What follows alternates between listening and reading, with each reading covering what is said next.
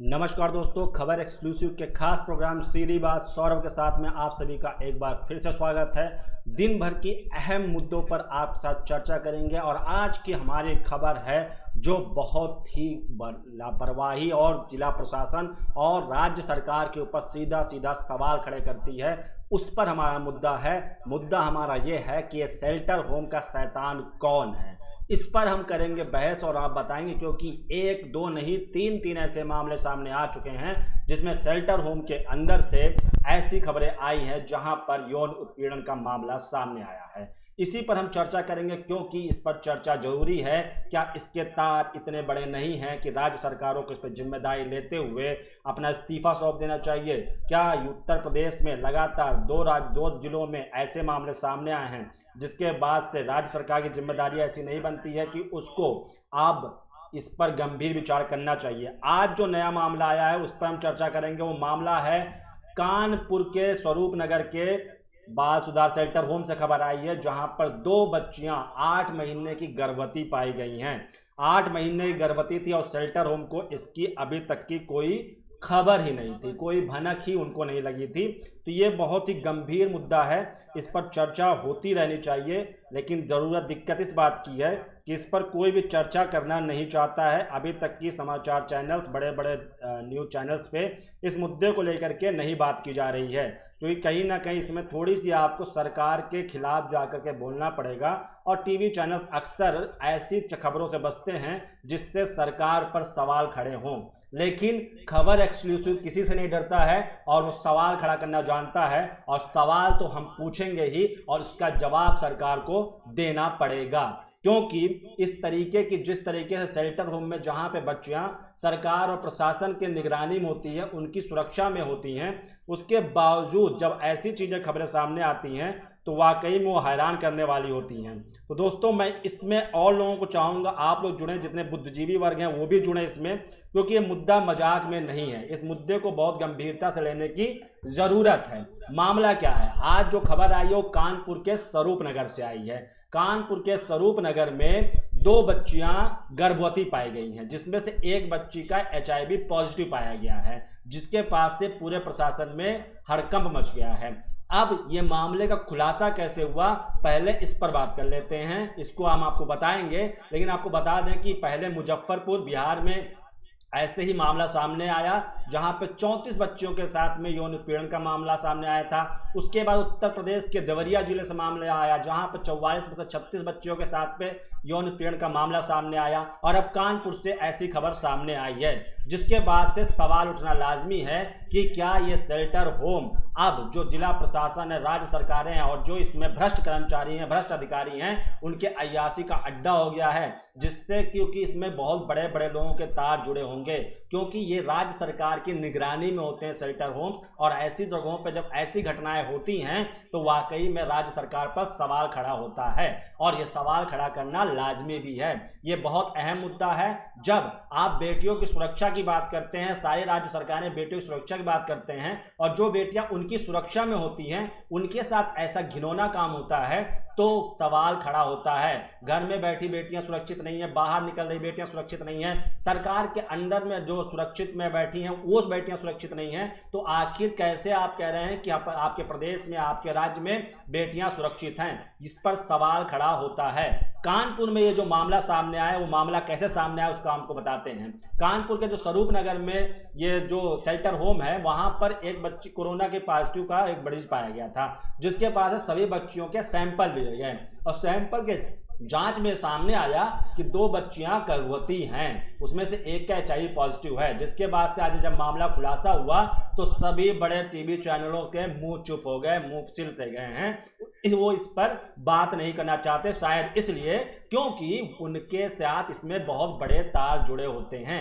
जैसे शिक्षा माफिया वाला गिरोह है, वैसे भी ये बच्चियों की आबरू से खेलने वाला गिरोह राज्य सरकारों में सक्रिय है। अब हम आपको कानपुर के पूरे मामले की आपको सिलसिलेवार तरीके से बताते हैं कानपुर में हुआ क्या है। कानपुर में अभी जबकि कानपुर में कोरोना का मामला दिल्ली और नोएडा के बाद में दूसरे नंबर पे है, जहां पे 359 कोरोना केसेज हैं। इन सब मामलों के बीच में कोरोना से लड़ते हुए कानपुर में ये जब खबर आती है कि स्वरूप नगर में राजकीय बाल संरक्षण गृह में 2 नाबालिग बच्चियां गर्भवती पाई जाती हैं, जिनमें से एक HIV पीड़ित है। अब शेल्टर होम पर सवाल खड़े होने लगे। ऐसे ही मामला आपको मुजफ्फरपुर में पिछले साल देखने को मिला था, जिसमें कई बड़ी हस्तियों के नाम भी आए थे। अब इस घटना को मुजफ्फरपुर से जोड़कर देखा जा रहा है। अब बात करें कि अगर सवाल क्यों उठ रहे हैं, क्योंकि 8 महीने से अगर वो बच्चियां गर्भवती थी तो शेल्टर होम को इसकी खबर क्यों नहीं थी, ये बहुत बड़ा सवाल है। क्या शेल्टर होम इतना लापरवाही से बच्चों की देखभाल करता है, उसे पता ही नहीं है उसके संरक्षण में रहने वाली बच्चियां जो कैसे रह रही हैं, उनके साथ क्या हो रहा है, ये उनको पता नहीं है। उसके बाद से एक बच्ची HIV आ गई है तो ये मामला और संगीन होता नजर आ रहा है। अब दोनों बच्चियों को अस्पताल में भर्ती करा करके उनका इलाज किया जा रहा है। ये पूरा मामला सामने कैसे आया? कानपुर के स्वरूप नगर बालिका संरक्षण गृह में 3 दिन पहले 33 किशोरियों में कोरोना के लक्षण पाए गए थे। इसके बाद मंदना के रामा हॉस्पिटल में सभी सैंपल के जांच की गई।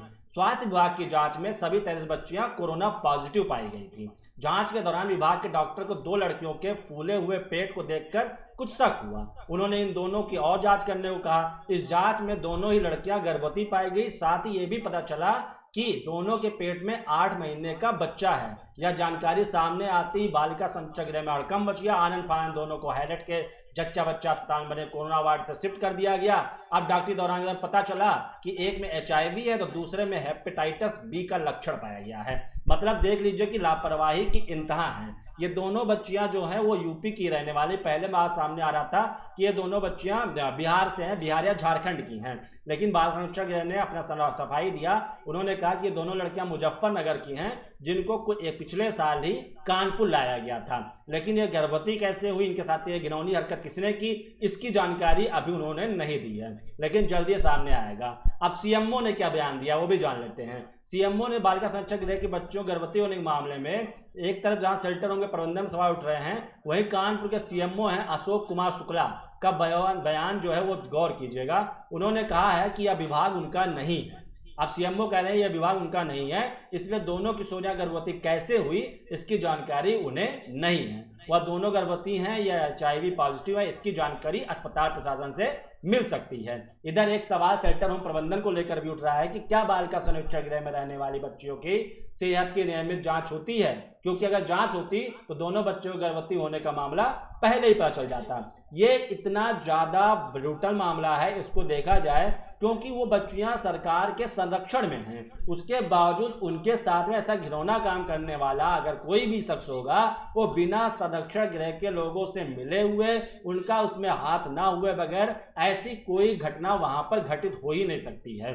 तो इसमें सीधा संरक्षण गृह, जिला प्रशासन, इन पर पूरा सीधा सवाल खड़ा होता है कि क्या ये उसको किसी और तरीके से इस्तेमाल कर रहे हैं। जो बालिका संरक्षण गृह है वहां पर आखिर क्या चल रहा है, यहाँ पे कौन शैतान है जो बच्चियों के आबरू से खेल रहा है और प्रशासन उसको मौन होकर देख रहा है। क्या इसमें बहुत बड़े तार्क, बड़े कनेक्शन की बू भी नजर आती है।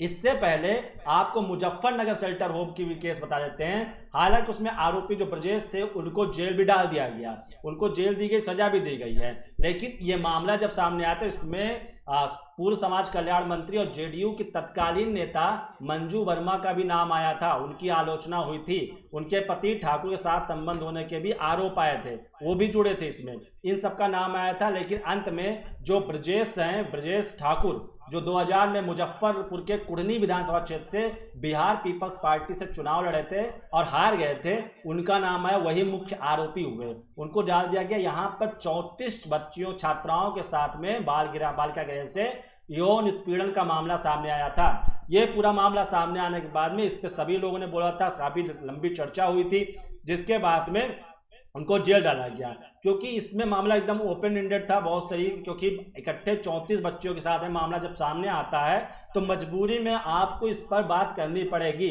लेकिन अब अगर कानपुर में 2 बच्चियों के साथ ऐसा मामला आया है तो हम इस मामले को मुजफ्फरपुर देवरिया से भी जोड़कर देखेंगे, क्योंकि ये मामला इतना ज़्यादा कनेक्टिव है कि आपस में कनेक्टिंग है कि इनको लेकर के बातें होनी चाहिए कि आखिर जब पुलिस के संरक्षण में, राज्य सरकार के संरक्षण में बेटियां सुरक्षित नहीं हैं, तो आप कैसे दावा करते हैं कि वो बेटियां जो बाहर सड़कों पे बाहर निकलें तो वो निडर होकर के निकले, वहां पे सुरक्षित होंगी। तो इस तरीके के केसेज लगातार सामने आ रहे हैं। देवरिया का भी केस आपको बता देते हैं। देवरिया में एक आश्रय गृह में नाबालिग लड़कियों के साथ यौन उत्पीड़न का मामला सामने आया था। वहां पर भी वहां की देवरिया की मां बिंदवासिनी महिला एवं बालिका संरक्षण गृह की निदेशक गिरिजा त्रिपाठी और उसकी बेटी तथा संरक्षण गृह अधीक्षक कंचन लता त्रिपाठी के खिलाफ 2 प्राथमिकी दर्ज की गई थी। इसमें उन्हीं की मिलीभगत थी जो शेल्टर होम चला रही थी। देवरिया वाले शेल्टर होम को चलाने वाली गिरिजा त्रिपाठी जो थी, वो गिरिजा त्रिपाठी का जो साम्राज्य है वो देवरिया से गोरखपुर तक फैला था। आपको बता दें गिरिजा त्रिपाठी कौन थी, जो देवरिया वाले मामले में जो मुख्य आरोपी थी। वो रुपई गांव की रहने वाली थी और उनकी शादी नून खार के मोहन त्रिपाठी के साथ हुई थी। मोहन भटनी शुगर मिल में काम करता था और गिरजा परिवार की आय बढ़ाने सिलाई सेंटर चलाने लगी। 90 के दशक में भटनी शुगर मिल बंद होने के बाद में मोहन बेरोजगार हो गया, तो उसके बाद गिरजा और उनके अपने बच्चों के साथ देवरिया में आकर रहने लगी और वहां पर गिरजा हाउसवाइफ के तौर पर रहने लगी और शुरुआत में परिवार की आय बढ़ाने सिलाई काम करती थी। धीरे धीरे उसने कपड़ों सिलाई काम छोड़ करके शेल्टर होम खोल लिया और ये कारोबार देवरिया से गोरखपुर तक फैला दिया। इसके बाद जब ये मामला सामने आया तो अब पता चल गया कि इनका साम्राज्य कैसे, इनका धंधा एक सिलाई मशीन से शुरू करते हुए बाल संरक्षण गृह का साम्राज्य देवरिया से गोरखपुर तक फैला, जहां पे बच्चियों के साथ पे जहां पे 42 बच्चे आते उसमें से 34 के साथ यौन उत्पीड़न का पुष्टि हुआ था।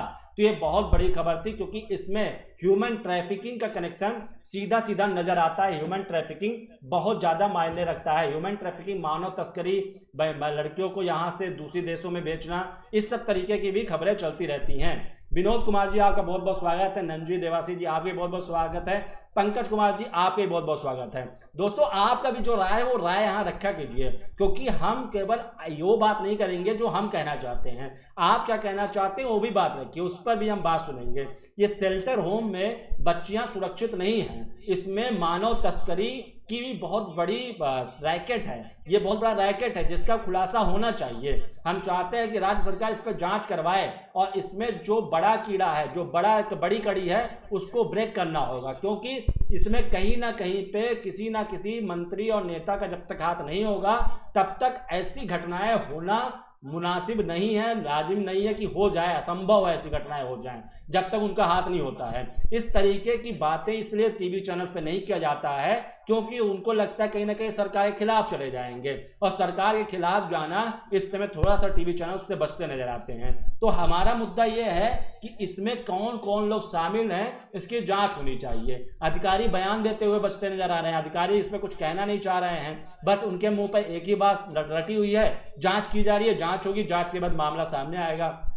भाई आप जांच करते हैं, चाहे वो देवरिया हो, चाहे वो मुजफ्फरपुर हो, चाहे वो अब कानपुर हो, आप जांच करते हैं, अगला जिला कौन सा होगा ये भी नहीं पता है। तो शेल्टर होम को क्या समझ के रख लिया है जो रैकेट चला रहे हैं, क्या यहाँ पर अब इस तरीके की घिनौने कृत्य किए जा रहे हैं जिसकी लगातार खबरें सामने आती हैं। आपने फिल्मों में, टीवियों में, सीरियल्स में भी ऐसी चीजें देखी होंगी। आखिर उनमें अगर हकीकत है तो आखिर ये घिनौना काम रुक क्यों नहीं रहा है? इसको रोकने की जरूरत है। इसको आखिर इस पर सरकार, राज्य सरकारें अंकुश लगाने में कमजोर क्यों साबित हो रही हैं? आखिर उनके साथ ऐसा क्या मजबूरी है जो वो इस पर खुल करके बोलने में, खुल करके एक्शन लेने में क्यों नहीं?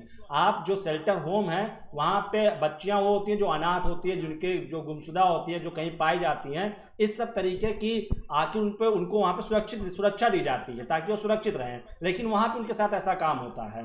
रेखा पाल जी कह रही है योगी जी से सवाल पूछे क्या कार्रवाई हुई।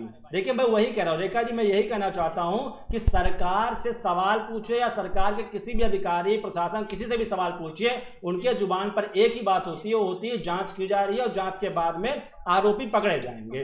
लेकिन जांच हो रही है, लेकिन ये कृत्य रुकेगा कैसे, ये घटनाएं रुकेंगी कैसे, इस पे जवाब क्यों नहीं देते हैं? भले ही टीवी चैनल, बड़े बड़े पत्रकार जो तथाकथित खुद को पत्रकार कहते हैं, वो इस मुद्दे पर भले सरकार से सवाल ना पूछें, वो जिला प्रशासन को इस पर दोषी ठहरा दें, लेकिन खबर एक्सक्लूसिव हमेशा सच के साथ खड़ा है और सीधी बात करता है और डंके की चोट पे आज सरकार से भी सवाल पूछता है कि उसको जवाब देना होगा कि शेल्टर होम में जहां पर राज्य सरकार के भरोसे वो बेटियां सुरक्षित रहती हैं, वहां पर भी उनके साथ ऐसा घिनौना कृत्य कैसे हो जाता है, जबकि हर बालिका सुरक्षा गृह में, हर संरक्षण गृह में वहां पर सभी की प्रॉपर रेगुलरिटी में एक मेडिकल जांच होती है। लेकिन अगर मेडिकल जांच हो रही थी तो आखिर उस मेडिकल जांच में ये क्यों नहीं पता चल पाया कि 8 महीने से वो बच्चियां गर्भवती थी, उसमें से एक बच्ची HIV और एक बच्ची के अंदर में हेपेटाइटिस B का लक्षण पाया गया है। इस पर जवाब क्यों नहीं दे रहे हैं? इस पे जो संरक्षण गृह उसको जवाब इसलिए नहीं देते बन रहा है क्योंकि वो इस कड़ी की एक सबसे निम्नतर नीची स्तर है। उनसे ऊपर बहुत बड़े बड़े लोग बैठे हैं जो बचते हुए नजर आ रहे हैं, उनको बचाने की कोशिश की जा रही है। सीएम योगी जी को इस मामले की विधिवत जांच कराकर आरोपियों के खिलाफ सख्त कार्रवाई करनी चाहिए। देखिए, सीएम योगी जी तो यही बात कहेंगे, सीएम योगी भी यही बात कहेंगे, लेकिन घटनाएं रुक क्यों नहीं रही है? घटनाएं रोकने के लिए क्या कर रही है सरकार? ऐसी सख्ती क्यों नहीं करती? आकस्मिक जांच जैसी चीजें क्यों नहीं होती वहां पर? अगर कोरोना जैसा मामला वहां पर नहीं आता तो उन बच्चियों की जांच नहीं होती तो ये मामला सामने नहीं आता। तो ऐसे ही कई शेल्टर होम होंगे जहां पर ऐसे घिनौने काम चल रहे होंगे और उनका मामला इसलिए सामने नहीं आता क्योंकि वहां पे कोरोना जैसा संक्रमण नहीं पाया गया। अगर यहाँ पे भी कोरोना का संक्रमण नहीं पाया जाता तो ये मामला खुलकर सामने नहीं आता।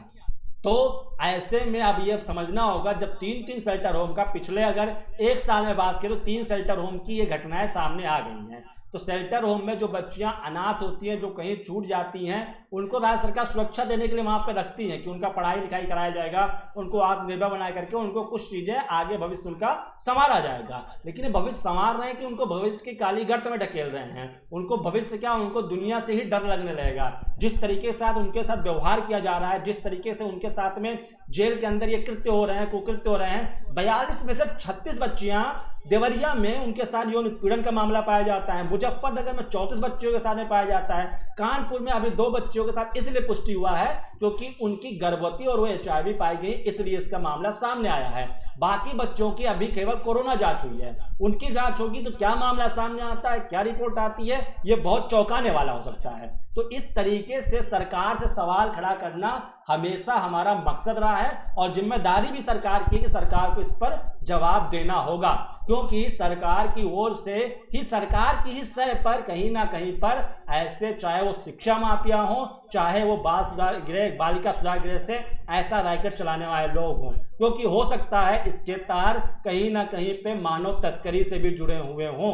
क्योंकि जो बाल सुधार गृह चलाते हुए गिरजा त्रिपाठी थी देवरिया की, एक सिलाई मशीन, सिलाई का काम करते करते उनके पास देवरिया से गोरखपुर तक की उन्होंने बालिका सुधार गृह खोल देती हैं। और वो मामला इतना, उनका बिजनेस, मतलब उनका जो भी काम होता है, हालांकि ये परोपकार का काम होता है, लेकिन इसको बिजनेस के तौर पे करते हुए उन्होंने अपना साम्राज्य स्थापित कर लिया था। और इसमें कहीं ना कहीं पे बड़े नेताओं की सह होती है, इसमें खुले आम ये बात है, ये सरकार भी जानती है और ये सरकार को पता होता है। बिना सरकार की किसी, आप हमेशा ही जान लीजिए, अगर सरकार चाहेगी तो कोई चीज घटना घटित नहीं हो पाएगी, उन घटनाओं पे लगाम लग जाएगा। लेकिन जब सरकार सह देती है, आरोपियों को सह देती है, तो ऐसी घटनाएं लगातार सामने आती रहती हैं। चाहे वो शिक्षा तंत्र में माफियाओं का हो, चाहे ये बालिका सुधार गृह से मिल रही ऐसी घिनौनी खबरें हों। इन खबरों को देख करके, इन खबरों को सुन करके ये लगता है कि जब बेटियां राज्य सरकार के अधीन में भी रह करके सुरक्षित नहीं हैं, तो किस दावे पे कहती हैं राज्य सरकारें, यूपी की कानून व्यवस्था, कि हम बेटियों की सुरक्षा देते हैं और बेटियां हमारे राज्य में सुरक्षित हैं। क्योंकि मामला सामने जब आता है तब आपकी बात निकलती है, आपकी बोलती बंद हो जाती है और आप सिर्फ एक ही बात कह रहे होते हैं कि जांच कराई जाएगी और एक दूसरे पर टालते जाते हैं। सीएमओ ने कह दिया हमारे विभाग में नहीं आता है, हम इस मामले में कुछ नहीं कर सकते हैं। जिससे भी आप पूछिए वो अगले डिपार्टमेंट पे इसको डालता हुआ जाता है और वो मामला धीरे धीरे आगे बढ़ता चला जाता है। जब ज़्यादा मीडिया दबाव बनाएगी, पत्रकारों को प्रेस की तरफ से ज़्यादा दबाव बनाया जाएगा तो ही इस मामले में कुछ खुलासा हो सकता है। लेकिन जो बड़े टीवी चैनल्स हैं, दिग्गज पत्रकार खुद को कहते हैं, उनको हिंदू मुसलमान, पालघर संत की हत्या और इन सब मुद्दों से ही फुर्सत नहीं है। उनको तो इससे ही फुर्सत नहीं है कि भारत चीन का युद्ध हुआ और लड़ाई हो रही है, जो हिंसक झड़प हो रही है, उसमें तरह तरह की कहानियां बना करके इस तरीके से दिखाया जा रहा है जैसे भारत ने चाइना को डरा दिया हो, परास्त कर दिया हो, लौटा दिया हो, और जबकि चाइना की तरफ से लगातार गलवान घाटी को अपना कह दिया जा रहा है। लेकिन इस तरह सरकार को मस्का लगाया जा रहा है और लोगों को बताया जा रहा है कि सरकार ने ऐसी आंख दिखाई है चाइना को कि चाइना की तो कमर टूट गई और चाइना पीछे चला गया है। तो इन सब चीज़ों की खबरों को थोड़ा सा समझने की जरूरत है। वो ऐसे मुद्दे नहीं उठाते हैं, चाहे वो यूपी का शिक्षा माफिया गिरोह का पकड़ा पर्दाफाश हो, उस पर भी कोई बड़ा टीवी चैनल बात करने को तैयार नहीं हुआ, और अब ये मामला है इस पर भी बात करने को तैयार नहीं हो रहे हैं, क्योंकि कहीं ना कहीं इन सभी की कड़ियां सरकार से जुड़ी हुई होती हैं और सरकार को इस पर जवाबदेही देनी होगी। लेकिन इस खबर को उठेगा नहीं, मीडिया प्रेशर बनेगा नहीं, और धीरे धीरे करके मामला पेपर में ही छपता हुआ खत्म हो जाएगा, दम तोड़ देगा। लेकिन मेरा वादा है, खबर एक्सक्लूसिव इस बात का आपसे वादा करता है, इस मुद्दे पर चर्चा करता रहेगा, और जब तक ये बात सरकार आला प्रशासन तक नहीं पहुंचती है, और ये बात हम लगातार मुद्दा उठाते रहेंगे, चाहे वो उत्तर प्रदेश का शिक्षा माफियाओं का गिरोह हो, चाहे ये बाल सुधार गृह में देवरिया और कानपुर का मामला हो, क्योंकि ये मामला जितना हल्का समझा जा रहा है, जितनी लाइटली देखी जा रही है, ये मामला उतना लाइटली नहीं है। ये बच्चों के साथ यौन उत्पीड़न के साथ में मानव तस्करी रैकेट का भी इसमें बहुत बड़ा खेल नजर आता है, बहुत बड़ी साजिश नजर आती है। इसलिए इस पर चर्चा लगातार होती रहनी चाहिए। तो दोस्तों, अगर आपको भी इस मामले में कुछ कहना, आपको लगता है कि क्या हो सकता है, और अगर आपको लगता है कि आपको भी ऐसी कोई खबर मिलती है, तो उस खबर को भी बताइए, हम उस पर चर्चा भी करेंगे। तो इस मुद्दे पर हम लगातार बने रहेंगे। अंत में आपको एक बार कोरोना को लेकर के अपडेट देते हुए हम इस बुलेटिन को खत्म करेंगे। कोरोना को लेकर के दिल्ली ने मुंबई को पछाड़ दिया है। मुंबई के केस के मामलों में दिल्ली ने पछाड़ दिया। दिल्ली में पिछले 24 घंटों में 3000 नए मामले आ गए हैं। मतलब मामले आने की संख्या दिल्ली में मुंबई से ज़्यादा तेज है। दिल्ली ही नहीं, चेन्नई में भी इससे मामला तेज है। तमिलनाडु में भी मामले बहुत तेज से आ रहे हैं। आपको हमारे नीचे स्क्रीन की पट्टी में चल रहा होगा, आपको दिख रहे होंगे कि तमिलनाडु में 2500 से ज़्यादा केस 24 घंटे में आ गए और दिल्ली में 3000 ज़्यादा मामले आ गए हैं। तो कोरोना का मामला लगातार गंभीर होता जा रहा है। अमित शाह इस पर बैठक भी ले रहे हैं। दिल्ली में अमित शाह केजरीवाल सरकार के साथ मिलकर बैठक ले रहे हैं कि आखिर दिल्ली में कोरोना का जो तांडव है वो रुक क्यों नहीं रहा, वो शांत क्यों नहीं हो पा रहा है। दिल्ली इतनी तेजी से कोरोना के मामले बढ़ते जा रहे हैं कि उस पर लगाम लगाने की कोशिश करते हुए भी वो एकदम ऐसे फैलता जा रहा है जैसे कि जंगल की आग हो, और कोरोना का मामला इतनी तेज बढ़ता जा रहा है कि स्वास्थ्य मंत्री खुद उसके घेरे में हैं और उसके प्रभाव में उनका इलाज चल रहा है। प्लाज्मा थेरेपी से उनका इलाज किया जा रहा है। तो कोरोना के मामले आप देख रहे हैं 4 लाख से पार जा चुके हैं। आपको हमारे स्क्रीन पर नजर भी आ रहा होगा। लेकिन अच्छी बात है कि 2,27,000 लोग ठीक भी हो चुके हैं। लेकिन इससे बहुत ज़्यादा हम शुक्र नहीं मना सकते हैं, क्योंकि जो मामले बढ़ने की रफ्तार है दिल्ली में, वो मामला बहुत गंभीर करता है। दिल्ली, मुंबई, चेन्नई, इन जगहों पर लेकर के अभी भी लॉकडाउन को लेकर के कोई चर्चा नहीं की जा रही है। ये बहुत ही गंभीर है, क्योंकि लॉकडाउन यहाँ पर सख्त लॉकडाउन लगाने की ज़रूरत है। उत्तर प्रदेश की बात करें तो उत्तर प्रदेश में नोएडा के बाद कानपुर में सबसे ज़्यादा मामले हैं, और यहाँ पर सहारनपुर जिले में कोरोना के बढ़ते मामलों को देखते हुए जिला प्रशासन ने बड़ा फैसला लिया है। वो हर रविवार को पूर्ण लॉकडाउन करेगी। हर रविवार को सहारनपुर जिला पूरी तरीके से लॉकडाउन होगा, केवल जरूरी सामानें आपको मुहैया हो पाएंगी। तो लगातार जिला प्रशासन के ऊपर जिम्मेदारी छोड़ी गई है। लेकिन दिल्ली में जो कोरोना की रफ्तार है, उत्तर प्रदेश में जो कोरोना के बढ़ते केसेज हैं, इसको लेकर के सरकारों को गंभीर होना पड़ेगा। लेकिन गंभीरता दिखाए तो दिखाए कहाँ से, उसके पास उसने पहले गलती कर दी है। सरकार की ओर से गलती की जा चुकी है। लॉकडाउन में ढिलाई दे करके इस तरीके से कोरोना को बढ़ावा देने का मामला सरकार की खुद की एक गलती है। उस पर पर्दा डालने के लिए वो तरह तरह के हथकंडे, चाहे वो भारत चाइना के बीच का हिंसक झड़प हो, चाहे कोई भी मामला हो, उसको लेकर के सामने पेश किया जा रहा है। तो ये मुद्दा इसलिए गहम है, कोरोना को लेकर के भी बहुत ज़्यादा मुद्दा, इसको सोचने की बात, इस पर बात करने की ज़रूरत है। और क्योंकि मामले जिस तरीके से बढ़ रहे हैं, वैसे मामलों में हम जल्द ही दुनिया में नंबर 1 पे कोरोना के मामलों में पहुंच जाएंगे, क्योंकि हमारे देश में 4 लाख से ऊपर मामले हो चुके हैं।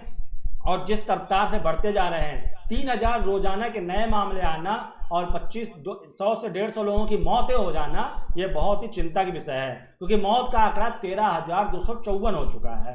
तो ये भी समझिए कि मौत का आंकड़ा भी बढ़ता जा रहा है, सही होने वाले बढ़ रहे हैं और संक्रमित भी बढ़ रहे हैं, तो दोनों का रेशियो बढ़ता जा रहा है। तो इसको समझने की जरूरत है। जो सरकारें कह रही है कि हमारे यहाँ पर ठीक होने का रेशियो बहुत अच्छा है, तो हमारे यहाँ कोरोना केसेस बढ़ने का भी तो रेशियो अच्छा है, वो भी तो बढ़ रहा है। चलिए हम ठीक हो रहे हैं, लेकिन कोरोना के मामले जो बढ़ते जा रहे हैं उस पर अंकुश क्यों नहीं लगेगा?